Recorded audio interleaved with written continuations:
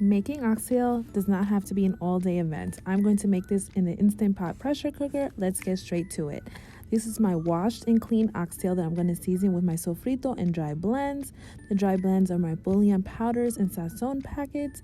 You're going to mix that up. I do the dry blends first because it adheres better to the meat this way.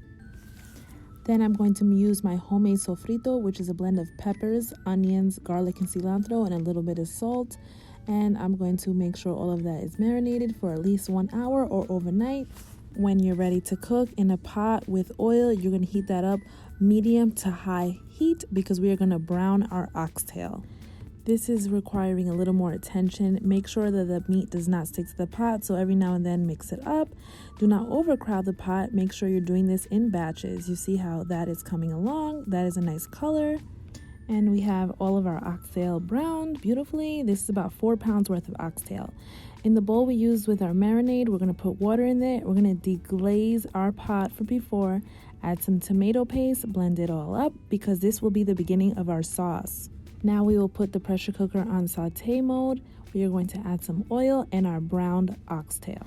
Then we will add our sauce. It only has to go about 2/3 of the way, if not less. The pressure makes a lot of water, so do not add too much water.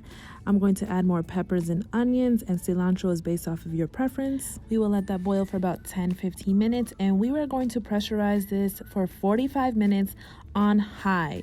For my newbies to the Instant Pot, make sure that the valve is down and that the knob is on sealing mode. When the valve is risen, that means it is pressurizing.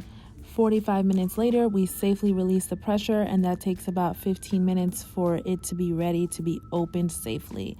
We have a lot of liquid, like I said, that was formed, and we're going to put it back on saute mode and let that liquid turn into a gravy. It will reduce a little bit.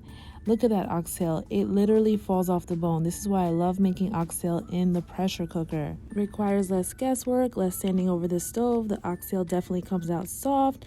This is a straightforward recipe. I've been wanting to upload this for quite some time. I hope it helps. If you guys have any questions, leave it in the comment section below. Serve it with whatever you like. And I hope to make more videos for you guys. Thank you. Enjoy.